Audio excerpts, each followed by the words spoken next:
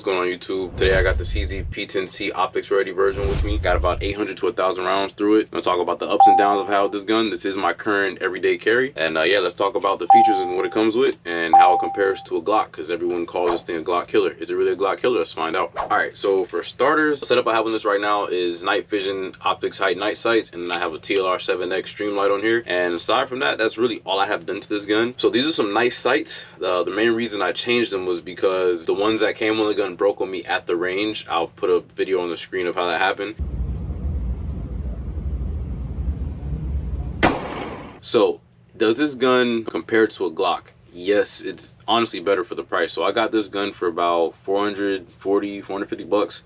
You can find them as low as like 400 if you don't want to get the optics ready version. Some of them even cheaper online. This one essentially came with stock optics ready sights. I had to change them because mine broke. It is optics ready, but they do not come with plates, so you have to get plates for whatever optic you get. They do have front and rear slide serrations, which is awesome on this gun. It also has a rail so you can mount a light, and the trigger on this thing is super crisp. I've never felt any Glock trigger come close to how the CZ trigger feels. So just to show you, if you look here, right, a little bit of take up, but it's all in the reset. So look at that right there, trigger reset.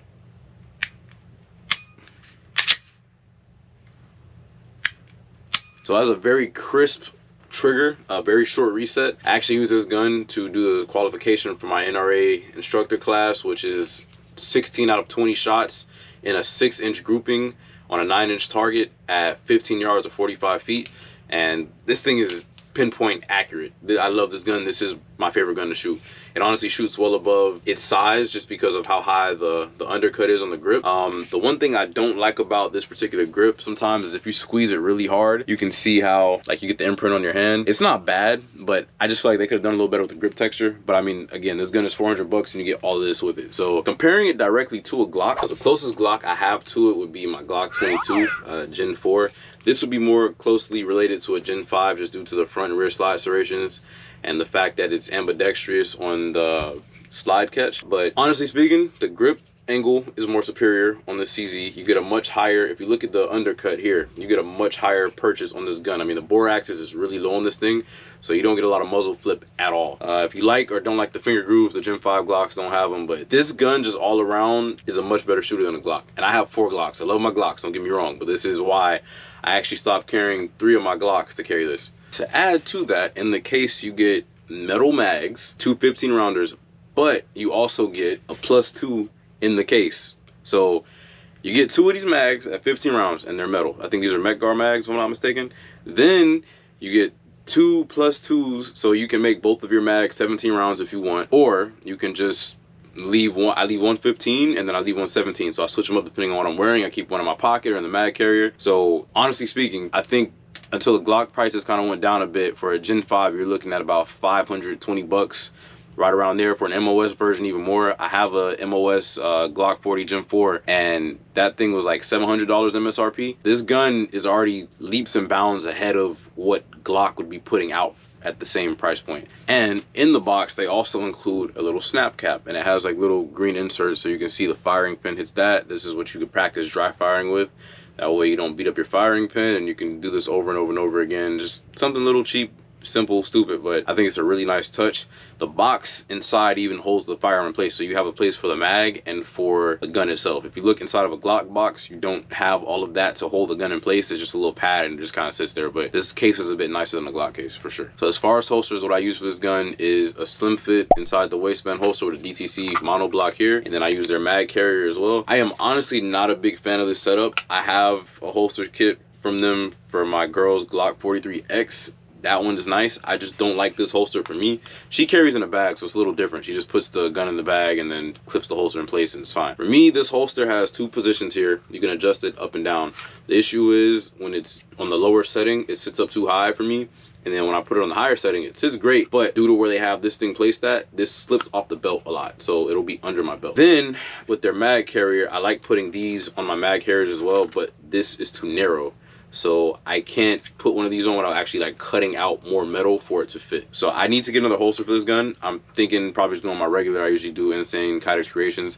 Slim Fit makes a great product. I just don't like this particular holster for this gun, which is fine because you'll see a lot of different options for different guns. Some work for you, some don't. It all depends on your body type and how you carry. This one also had a little wedge on the back of it, which was cool, but I took it off because it just added extra bulk, but it does help keep the gun from printing. So to elaborate on the ergonomics of this pistol, you can change the back straps. They have adjustable. You get a small, medium, and large. I have the medium one on here only because my girlfriend, I'm out with her a lot of times, my arm goes down, or both arms go down. She needs to get to this gun. I need her to be able to shoot what I'm carrying as well as what she's carrying.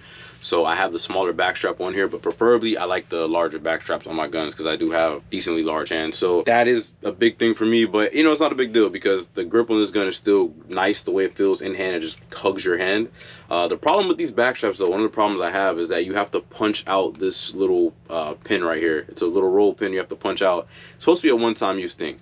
It's a pain in the butt to get back in. I got it back in, but I don't like that. With a Glock, you just kind of push out the pin and you can slide the grip off and put the new back strap.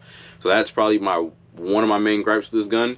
But now let's kind of go into more of the issues I've had with this firearm. So as I mentioned, this gun is really nice to shoot. I can hit with 25 yards, 20 yards with this thing, no problem. You can definitely just kind of ring off targets. It just points super naturally. It's great.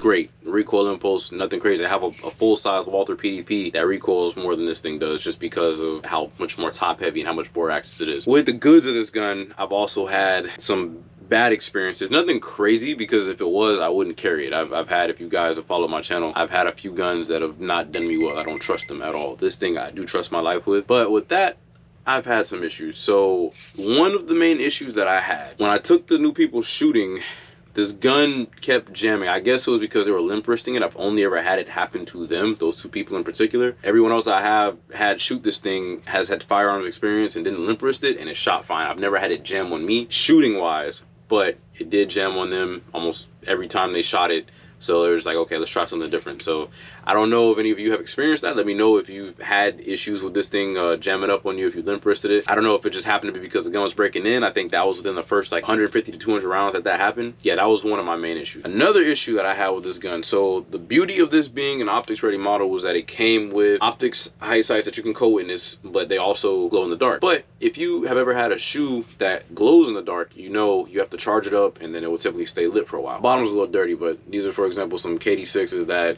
they glow in the dark. If you hold them up to the light, they will glow. The issue with the stock sights that came on this was when you held them up for them to get charged up, they would glow, but only for about 15 to 20, 25 minutes, like I mentioned, right? I would have not replaced these so soon, but when I was at the range shooting one day, one of the actual filaments fell out, one of the parts that glow. So the sight had one white dot here, and this one had fallen out on the table. So aside from that, the sights were not bad out of the box, but due to that, I had to then upgrade the sights. I feel like I can't be too mad because the gun is still like a $400 gun at the end of the day, and it comes with so much, like it's whatever. And even then, you know, the luminescent part falling out of the sight, you can still shoot the gun with it. It's just aggravating. My last issue I had with this thing was sometimes when I would go to load it, even now on occasion, it's happened to me like 2 or 3 times after the first time I recorded it, and it happened to me a couple times before that. It's happened with FMJs and hollow points, but I only got the video with the hollow points. When I would go put a mag in to go chamber it, I'd drop the slide and it would get stuck.